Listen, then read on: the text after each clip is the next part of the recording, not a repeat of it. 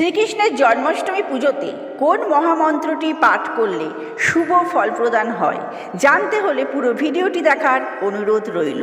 ভগবান শ্রীকৃষ্ণের জন্মতিথি সনাতন ধর্মাবলম্বীদের কাছে এক অত্যন্ত পবিত্র ও গুরুত্বপূর্ণ উৎসব।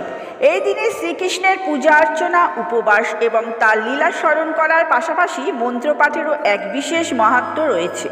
মন্ত্র হলো কিছু পবিত্র শব্দ বা বাক্য যা নির্দিষ্ট ছন্দ ও উচ্চারণে জপ করা হয়। বিশ্বাস করা হয় যে এই মন্ত্রগুলি জপের মাধ্যমে ভক্তরা শ্রীকৃষ্ণের সঙ্গে এক গভীর আধ্যাত্মিক সংযোগ স্থাপন করতে পারেন এবং তার অপার কৃপা লাভও করতে পারেন।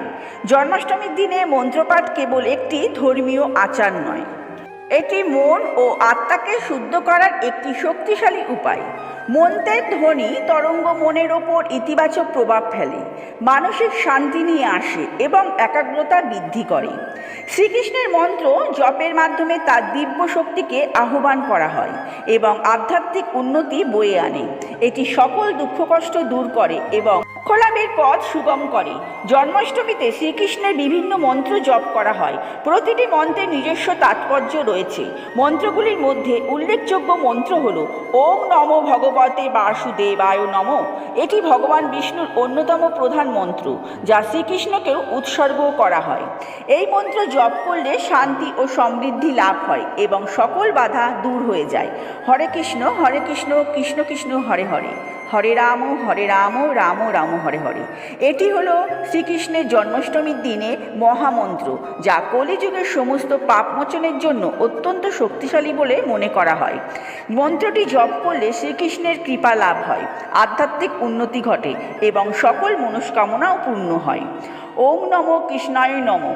এই মন্ত্রটি শ্রীকৃষ্ণের নাম জপ করার জন্য ব্যবহৃত করা হয় এবং শ্রীকৃষ্ণের প্রতি ভক্তি প্রকাশ করা হয়। জন্মাষ্টমী পুজোতে আরেকটি মহামন্ত্র হল কৃষ্ণায় বাসুদেবায় হারায় পরমাত্মনে প্রণত ক্লেশনায় গোবিন্দায় নমো নমঃ।